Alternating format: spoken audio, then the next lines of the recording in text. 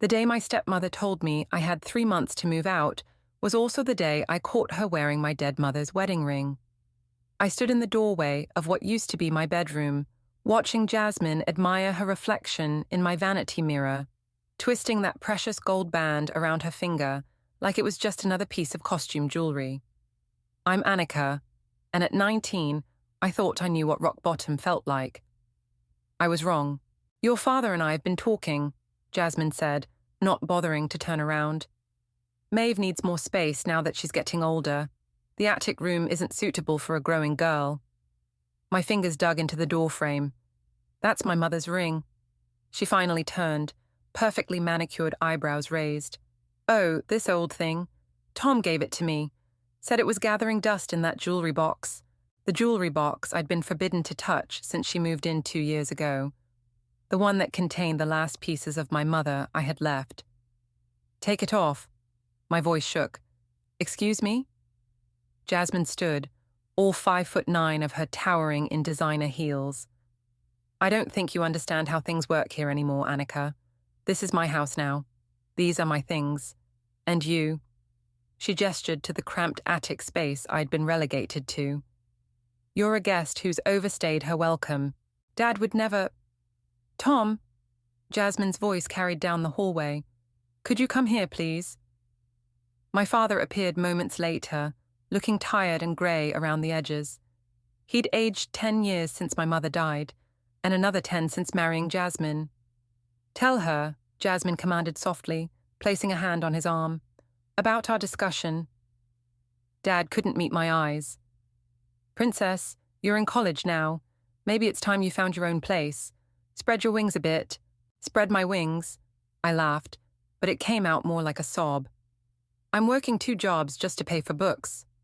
Where exactly am I supposed to go? You're a smart girl, Jasmine said, examining her nails. I'm sure you'll figure something out. We need to think about what's best for Maeve now. My 14-year-old half-sister chose that moment to peek around the corner, her face pale and worried. Mom, I don't need Annika's room. I like my room. Honey, go finish your homework, Jasmine snapped, then softened her tone. The adults are talking. I watched Maeve disappear, her shoulders slumped. She was the only good thing to come out of this mess, and even she was slowly being molded in Jasmine's image. Dad, please. I tried one last time. Mom would never... Your mother isn't here, Jasmine cut in sharply. And it's time you stopped living in the past. 3 months, Annika. That's generous, considering...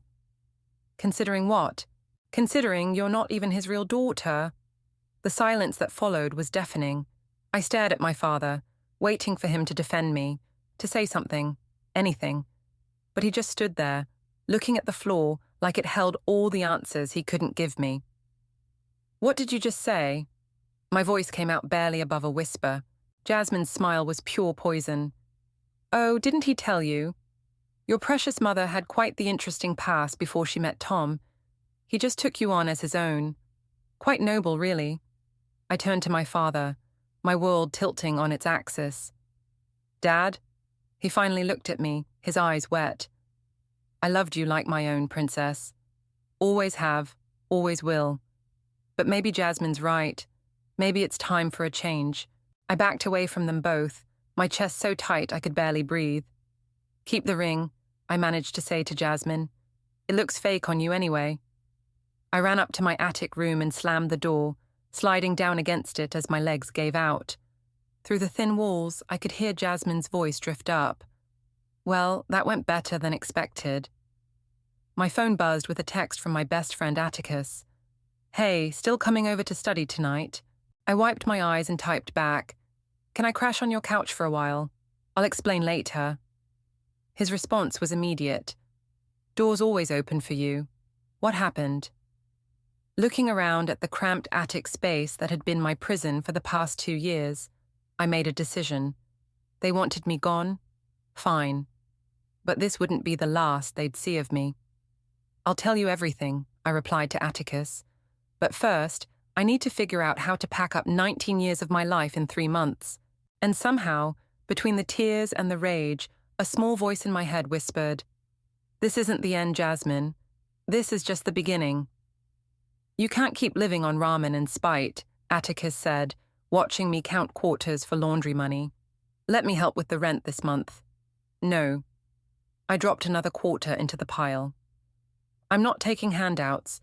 The diner tips are getting better, and the campus bookstore just gave me more hours. 3 months had turned into 6 since I'd moved out. 6 months of double shifts, microwaved meals, and trying to stay awake during lectures. But at least I was free. It's not a handout when it's family, Atticus insisted, sliding a coffee across his kitchen counter to me.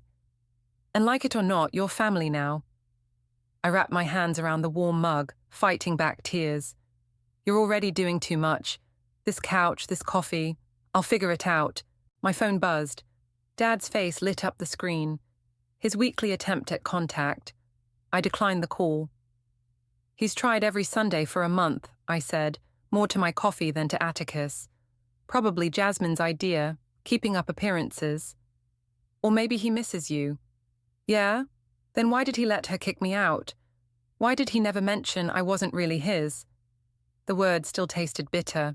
The phone buzzed again, this time with a text. Not from Dad, but from Maeve. Found something in Mom's desk drawer. You need to see this. Can we meet? Shit, I muttered, showing Atticus the message. Could be a trap, he said, frowning. Jasmine's done worse. It's not her style. Maeve wouldn't lie for her. I typed back, coffee shop on 5th, tomorrow after school. The response came quickly. Okay, don't tell Mom. The next day, I arrived early, scanning the coffee shop for any sign of Jasmine. Instead, I found Maeve hunched over a table, looking smaller than her 14 years in an oversized hoodie.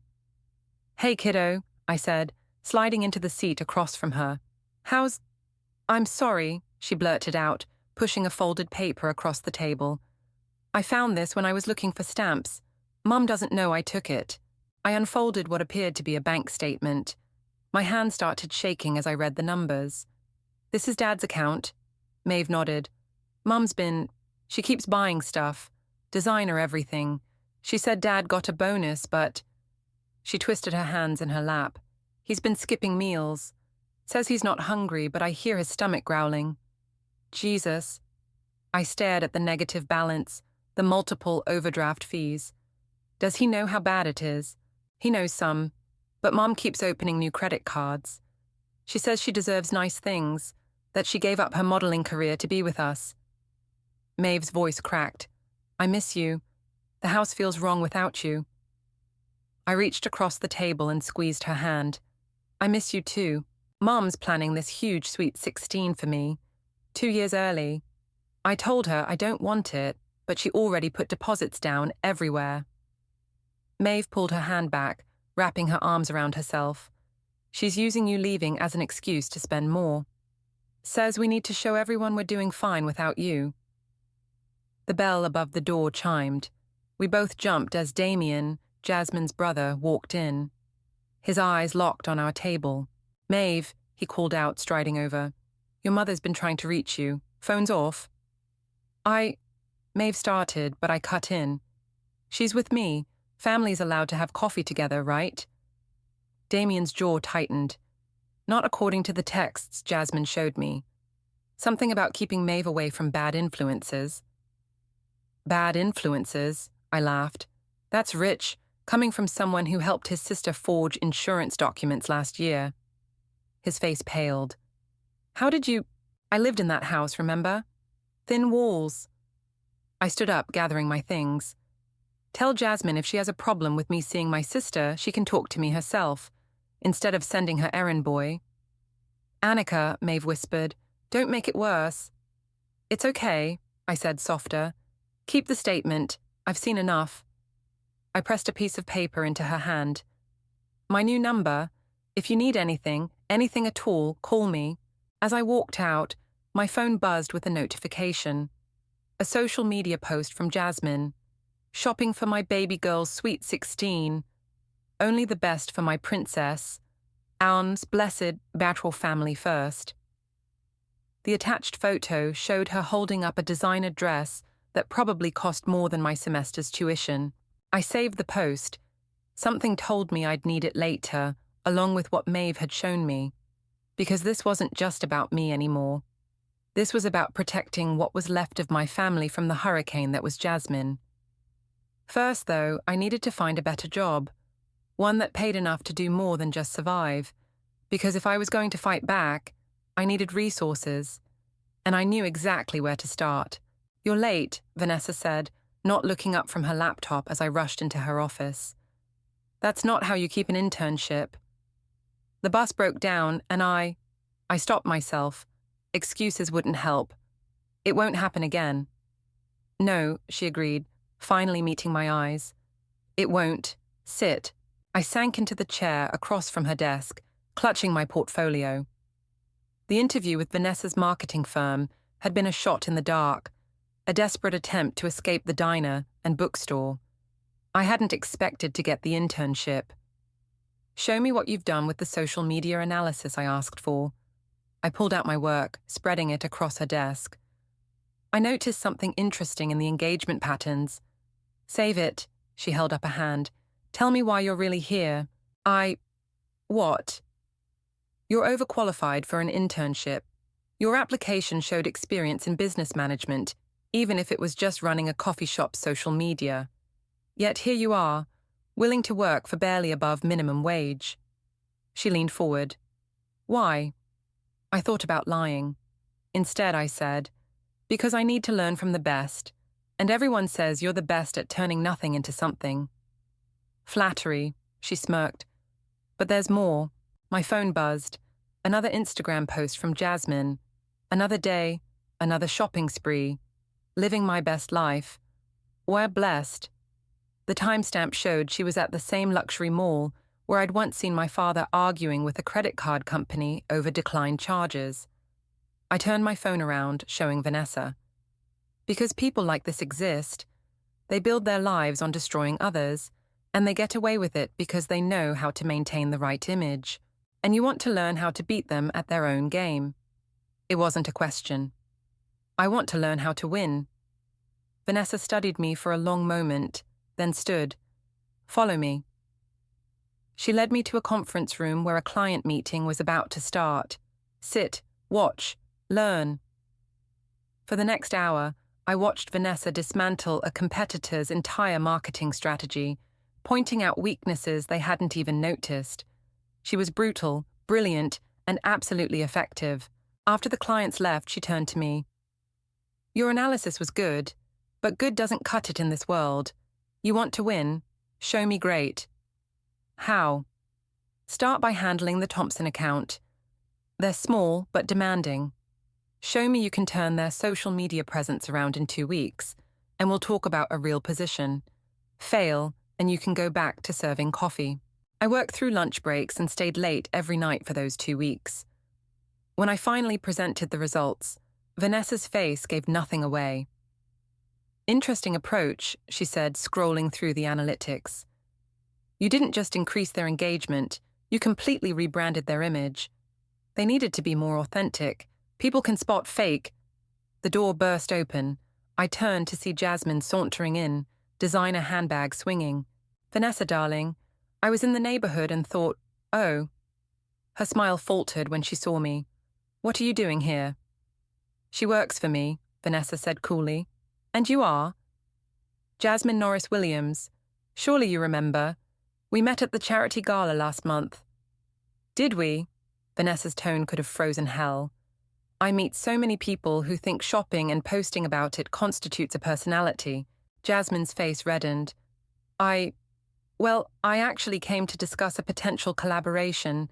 My lifestyle blog is performing poorly," I cut in, pulling up her stats on my tablet. "Your engagement is down 60% from last quarter, and your authenticity score is in the bottom percentile." "How dare you?" "Thank you for stopping by," Vanessa interrupted, standing. "But we're in the middle of something important. Annika, walk me through the rest of your strategy." Jasmine stood there, mouth opening and closing like a fish out of water, before storming out. "Well," Vanessa said once the door slammed shut. "That was enlightening." She turned to me. "The job is yours, not the internship. a full position as junior marketing strategist. What? But anyone who can maintain that level of professional composure while dealing with personal drama has exactly the kind of steel I'm looking for. She gathered her things. Besides, your work on the Thompson account was exceptional. You understand what people want to see versus what they need to see. That's rare. As I packed up my desk that evening, my phone buzzed with a new post from Jasmine. Some people are just jealous of others' success. Can't let the haters get you down. Or castaber, I'm unbothered. Word as blessed. I smiled, screenshotting it for my collection. Let her think she'd rattled me. Let her continue building her house of cards on my father's maxed-out credit. Because now I had something better than anger. I had a plan, and thanks to Vanessa, I was learning exactly how to execute it. My phone buzzed again. A text from Maeve. Mum's planning another shopping trip. Dad looks scared. Hold on, I typed back. Just a little longer. Things are about to change. And this time, I meant it. You can't skip your sister's sweet 16, Atticus said, adjusting my dress collar. Even if it is 2 years early and completely ridiculous. Watch me. I tried to step away from the mirror, but he blocked my path. Annika, you've spent 3 months building your career and plotting your revenge. Don't throw away your chance to see what's really going on in that house. He was right, damn him. In the 8 months since I'd left home, I'd gone from intern to rising star at Vanessa's firm. Meanwhile, Jasmine's social media showed an increasingly lavish lifestyle. Designer clothes, spa treatments, weekend getaways.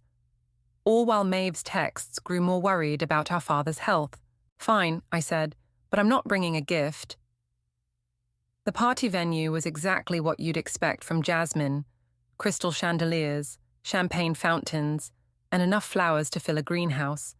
I spotted my father at the bar, nursing what looked like whiskey. He'd lost weight, and his suit hung loose around his shoulders. Annika! Maeve crashed into me with a hug. You came! Of course I came. I hugged her back, noting how her designer dress still had its tags partially showing.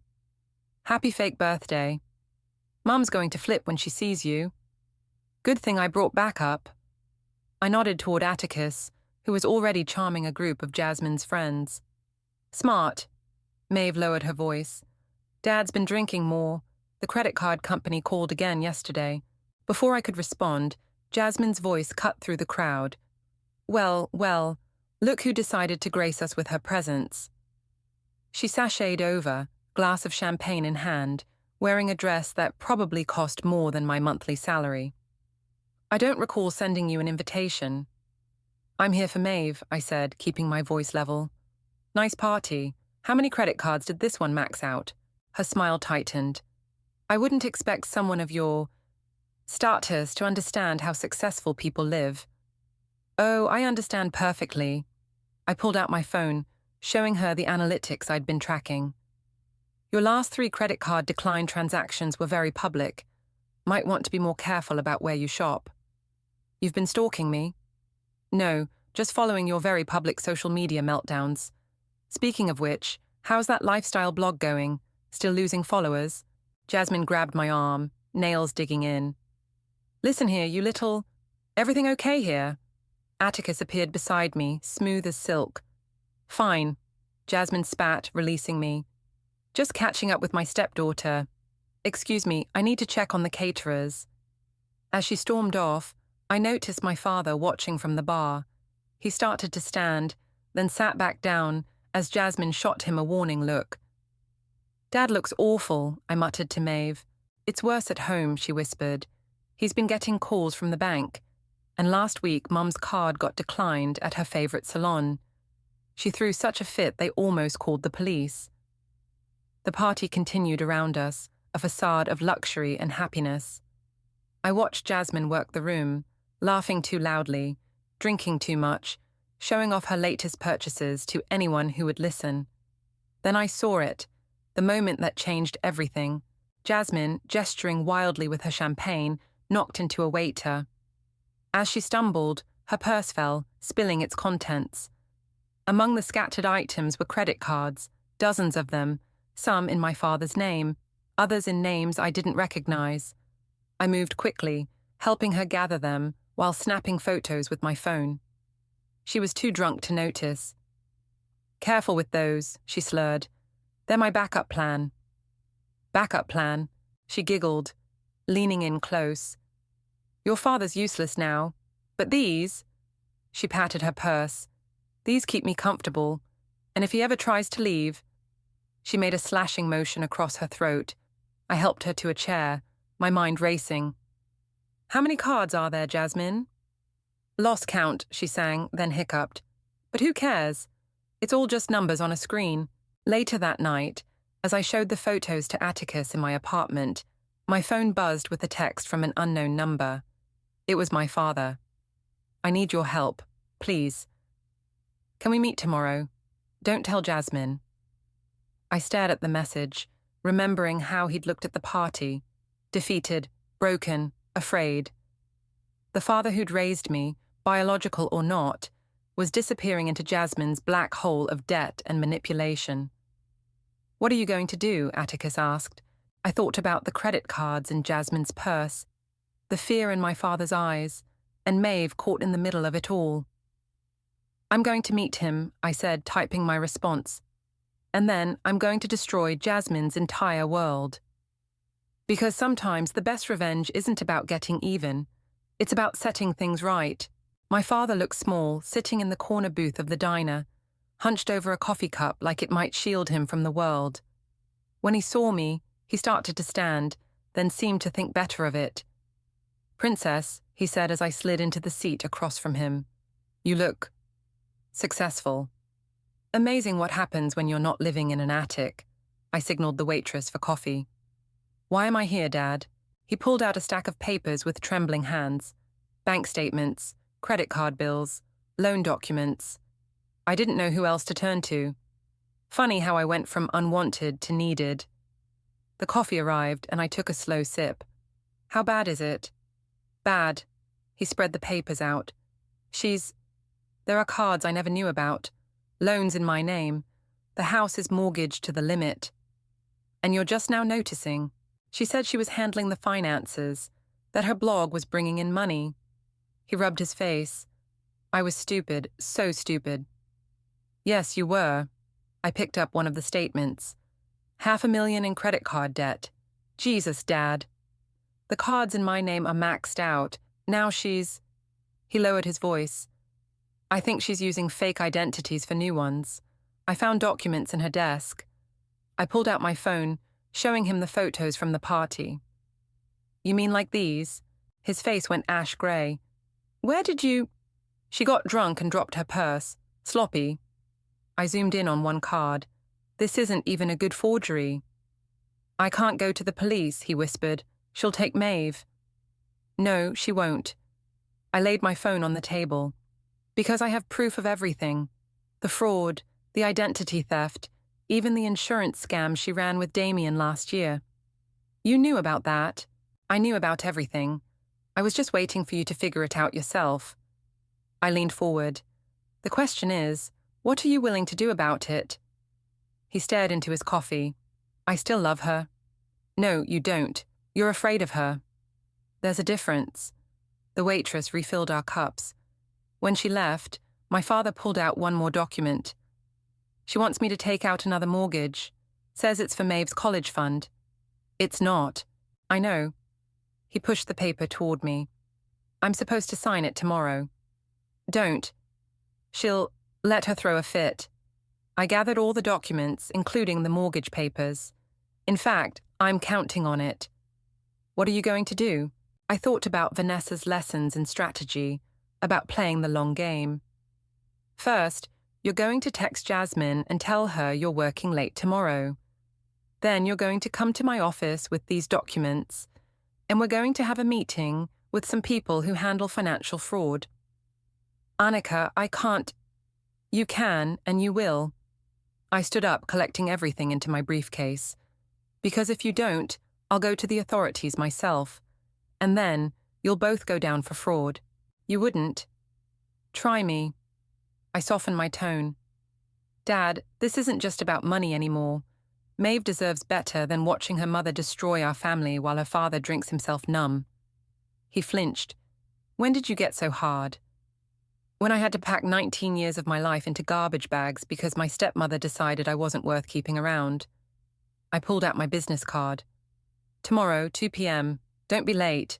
As I turned to leave, he called out, I'm sorry for everything, for not being stronger. I paused. Then prove it. Show up tomorrow. Outside, I checked my phone to find 3 missed calls from Maeve and a text. Mum's freaking out. She can't find some important papers. What did you do? Nothing yet, I replied, but tomorrow's going to be interesting. Another text came through, this time from Jasmine. Whatever you're planning, don't. You have no idea what I'm capable of. I smiled, screenshotting the threat to add to my collection. Actually, I typed back, I know exactly what you're capable of.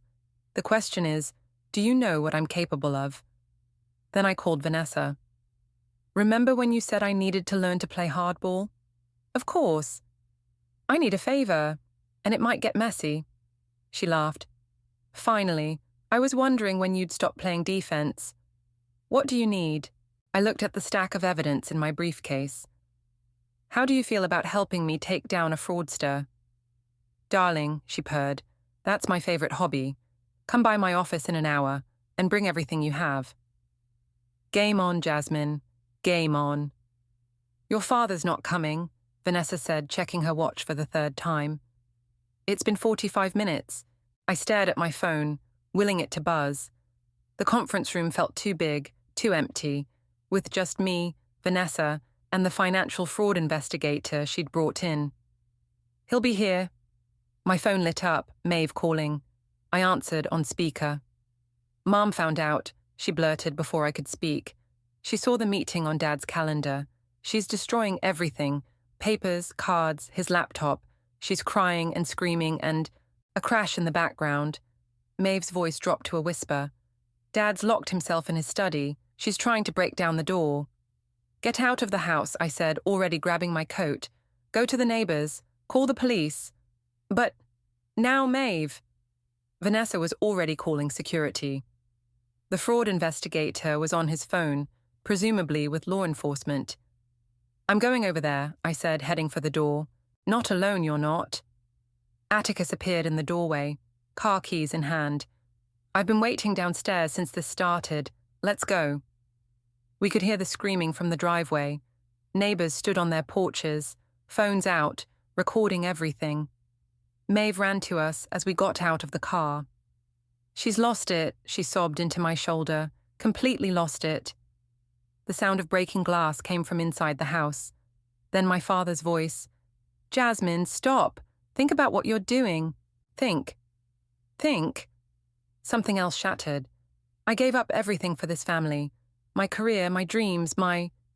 Your modeling career, I called out, walking through the open front door.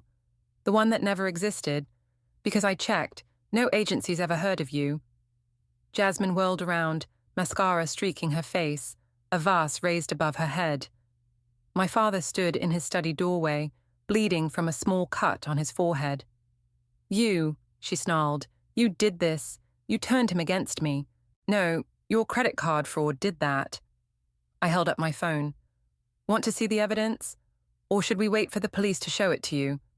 She hurled the vase. I ducked, and it shattered against the wall. I built this life, she screamed. Everything here is mine. Actually, said a new voice, it's the bank's.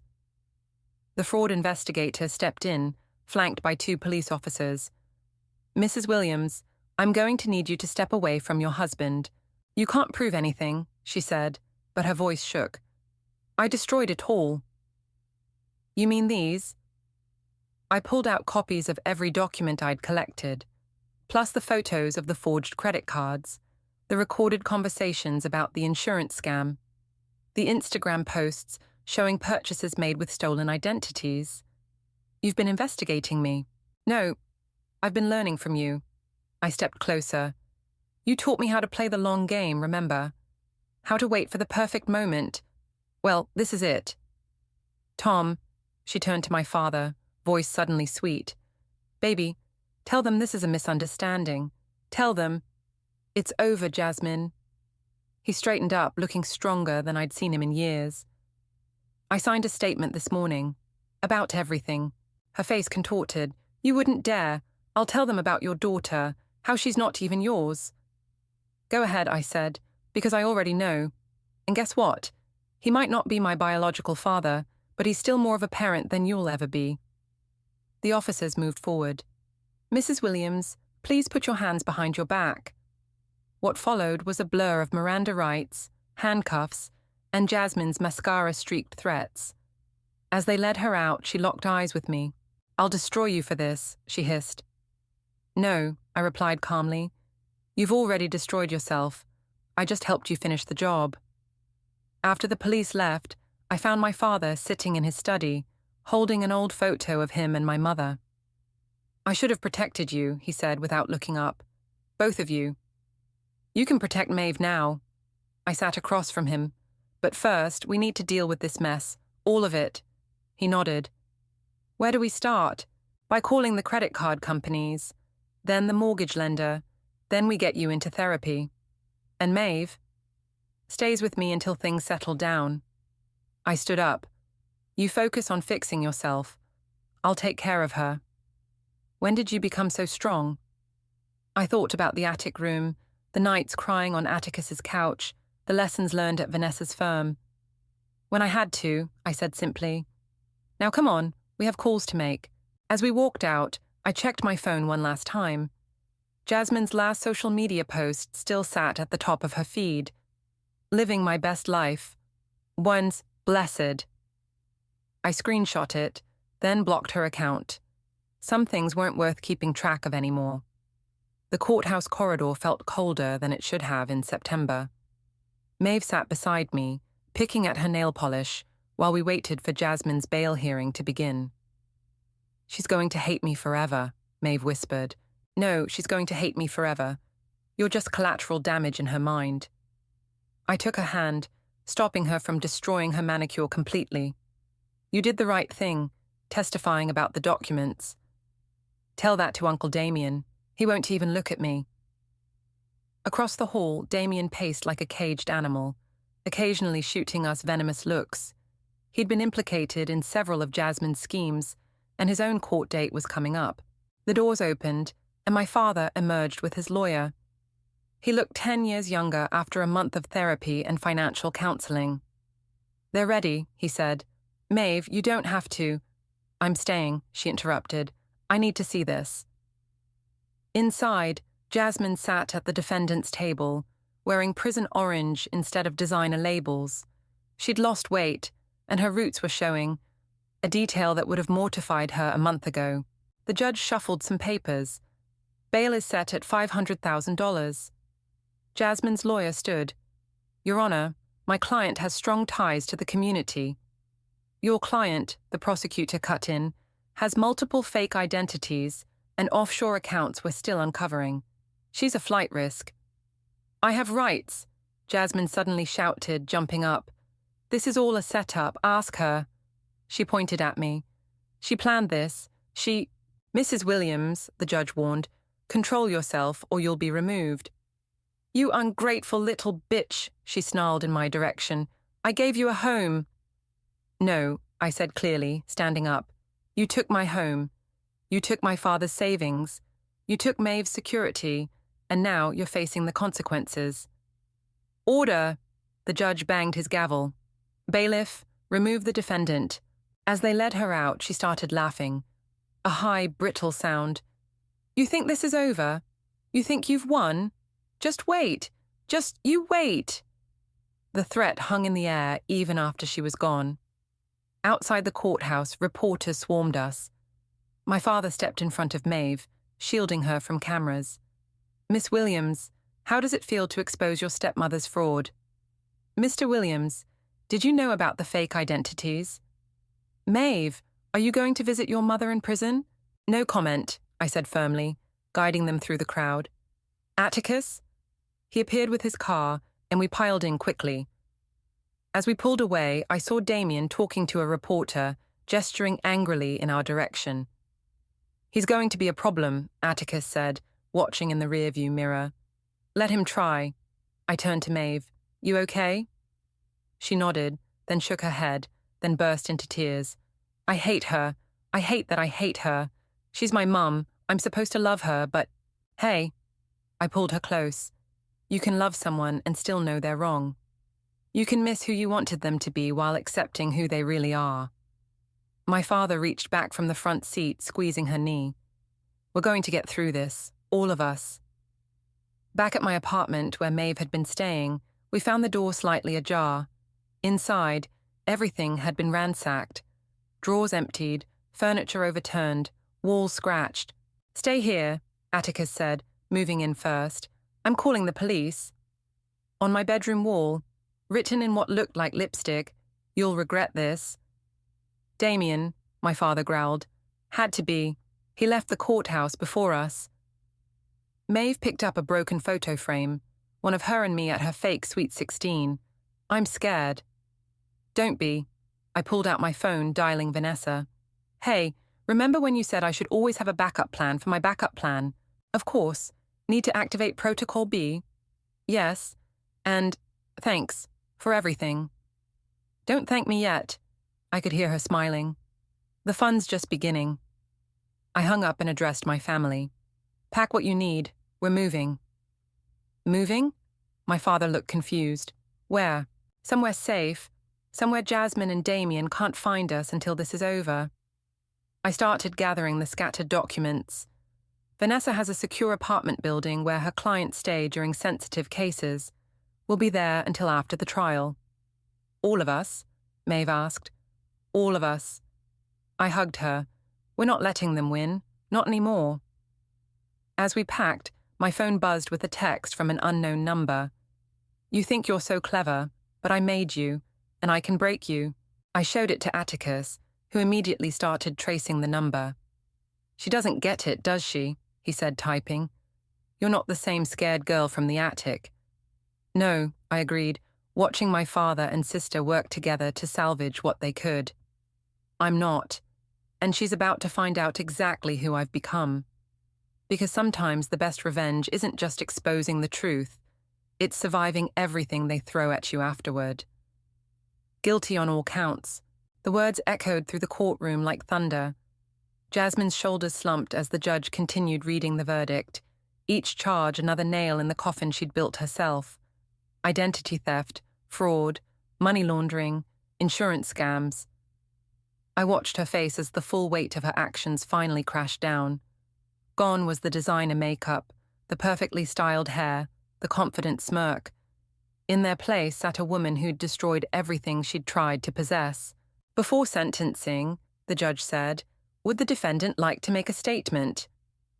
Jasmine stood slowly, her prison orange jumpsuit hanging loose on her frame. She turned, not to the judge, but to me. I gave you everything, she said, voice cracking. A home, a family.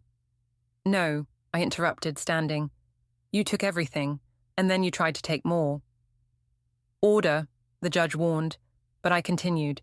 You want to know what really destroyed you, Jasmine? It wasn't me. It wasn't the fraud investigation. It was your own greed, your own lies. You built a house of cards and expected everyone else to prop it up forever. Miss Williams, the judge said firmly, that's enough. But Jasmine wasn't finished. You think you've won? Damien took a plea deal this morning, I cut in. He's testifying against you in exchange for a lighter sentence. Turns out blood isn't thicker than prison time. The colour drained from her face. Behind her, her lawyer winced. The judge cleared his throat. In light of the severity of these crimes and the defendant's lack of remorse, I hereby sentence Jasmine Williams to 15 years in federal prison, with no possibility of parole for 10 years. The gavel struck. Jasmine screamed. The bailiff moved forward. Wait, Maeve called out, stepping into the aisle. Our father tried to stop her, but she shook him off. Mom? Jasmine froze, turning to her daughter. I forgive you, Maeve said clearly.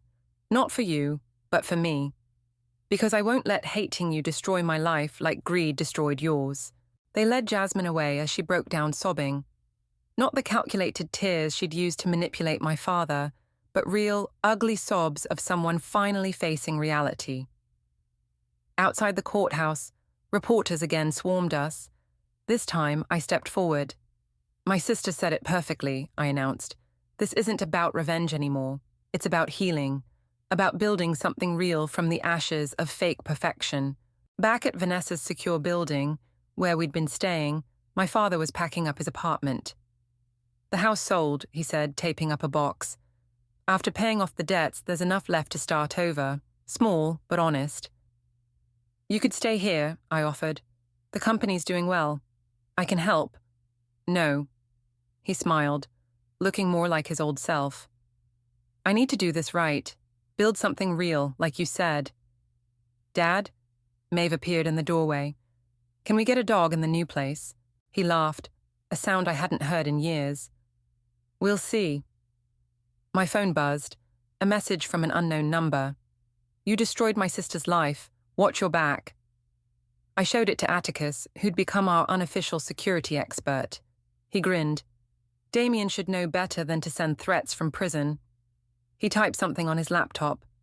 And reported to his parole officer. No more phone privileges for him. "You know," Vanessa said, walking in with takeout bags, "most people would celebrate a win like this with champagne, not by working more." "Speaking of work," I said, "about that promotion. Already in the works." She handed out containers of food. "Though I expect you'll be running the whole company soon enough." We sat around the coffee table. My father, Maeve, Atticus, Vanessa, and me. A strange family, built from the wreckage of what Jasmine left behind. "To new beginnings," my father proposed, raising his soda can. "To karma," Atticus added. "To family," Maeve said softly. "The real kind." I looked at them all, my father finding his strength again, Maeve growing into herself without Jasmine's toxic influence, Atticus and Vanessa who'd become more than just friends or colleagues. "To truth," I said, "because in the end, that's what sets us free." Later that night, as I helped Maeve decorate her new room in my apartment, she asked, "Do you think Mum will ever change?" "I don't know," I answered honestly, "but that's not our problem anymore. We focus on us now." She nodded, pinning up a photo of us all at the courthouse. Not smiling, but standing tall, strong. "Hey, Annika," she said. "Thanks for saving us." I hugged her tight. "No, we saved ourselves, together. Because sometimes the best revenge isn't about destroying your enemies. It's about building something so strong they can never hurt you again. And we'd done exactly that.